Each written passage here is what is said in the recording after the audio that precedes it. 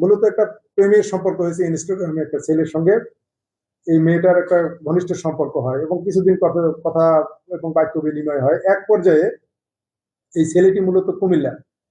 এই ছেলেটি মেয়েটাকে একটু চাপ দিয়ে প্রথমের দিকে একটু অন টেস্টে কিছু টাকা পয়সা নেওয়ার চেষ্টা করেছে যে আমি তো ব্যবসা করবো, আমার জন্য কিছু টাকা পয়সা পাঠাও। মেয়েটি প্রথমের দিকে 20,000 টাকা পাঠিয়েছে নগদে। তার কয়েকদিন পরে আবার চাপ দিয়েছে। তখন সে আবার টাকার জন্য সে সংকুলন করতে না পেরে তখন সে চিন্তা করেছে কোথায় পাবো টাকা।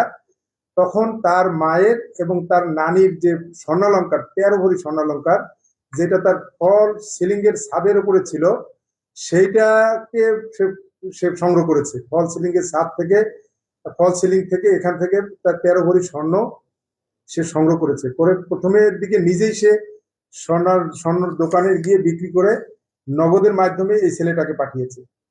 এরপরে সেই ছেলেটার নাম হলো হামিম।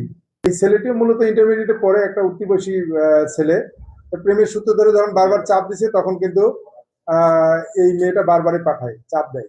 এরপরে ছেলেটা যখন বারবার চাপ দেয় তখন মেয়েটি আরো কোথায় টাকা পাবে, তার এই যে টোটাল স্বর্ণটা সংগ্রহ করেছে তার মায়ের এবং তার নানির, এটা কিন্তু প্রথমের দিকে তার বাবা মা কেউ টেরই পায়নি, যে ভিতরে ভিতরে কথা বলে আর এখানে টাকার সংকলন করে। ইতিমধ্যে একটা ছেলের সঙ্গে, খালিস্ট্রির একটা ছেলের সঙ্গে, তাজ নামে এক ছেলের সঙ্গে এই মেয়েটার পরিচয় হয়। এবং পরিচয়ের এক পর্যায়ে সে বলে যে আমার কাছে কিছু সোনা আছে, এটা যদি তুমি বিক্রি করে দিতে পারো তাহলে আমার একটু ভালো হয়। তো এই যে তাজ নামের ছেলেটা তার সোনাগুলো নেয় এবং তাজের কাছে প্রায় 13 ভরি সোনা এই মেয়েটাকে দেয় 3 ধাপে। সুধাংশু স্বর্ণকারের দোকানে এটা সে বিক্রি করে।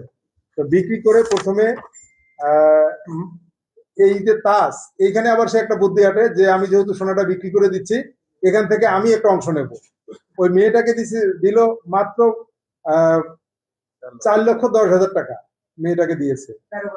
13 ভরি স্বর্ণের দাম হিসেবে 4,10,000 টাকা দিয়েছে। আর তাজ নিজে আত্মসাৎ করেছে 5,60,000 টাকা। এই টাকাটি মেয়েটা কয়েক ধাপে এই যে কুমিল্লার যে ছেলে হামিম, এই হামিমকে নগদের মাধ্যমে, বিকাশের মাধ্যমে বিভিন্ন দোকান থেকে সরবরাহ করেছে। তা আমরা এইটা যখন টোটাল কাহিনীটা বের করতে পেরেছি, আমরা এই ঘটনার সাথে সাথেই আমরা কিন্তু তাজকে প্রথমে গ্রেপ্তার করেছি কালকে বিকালে।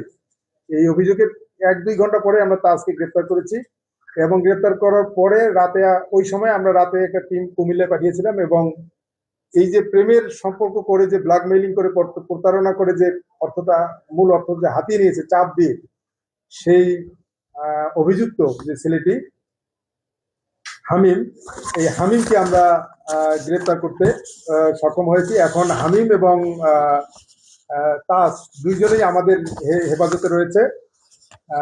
এইটা এখন আমরা ইতিমধ্যে অভিযোগ নিয়েছি এবং এটা মামলা নিয়েছি। এইটার মাধ্যমে আমরা আপনাদের মাধ্যমে জানাতে চাই যে আমাদের যে উঠতিবয়সী ছেলেরা মোবাইলে আসলে কার সাথে যোগাযোগ করতেছে, কিভাবে যোগাযোগ করতেছে সে, এবং সেই সাথে যে ছেলেটা নিয়েছে হামিম, এরও কিন্তু বয়স খুবই কম, এরও বয়স কিন্তু 18-19 বছর বয়স। তার কাছে জিজ্ঞাসাবাদে জানা গেছে সে টাকাটা কিন্তু এখনো নষ্ট করেনি, সেই টাকাটা আবার ডলারে কনভার্ট করে তার কিন্তু অ্যাকাউন্টে রেখে দিয়েছে।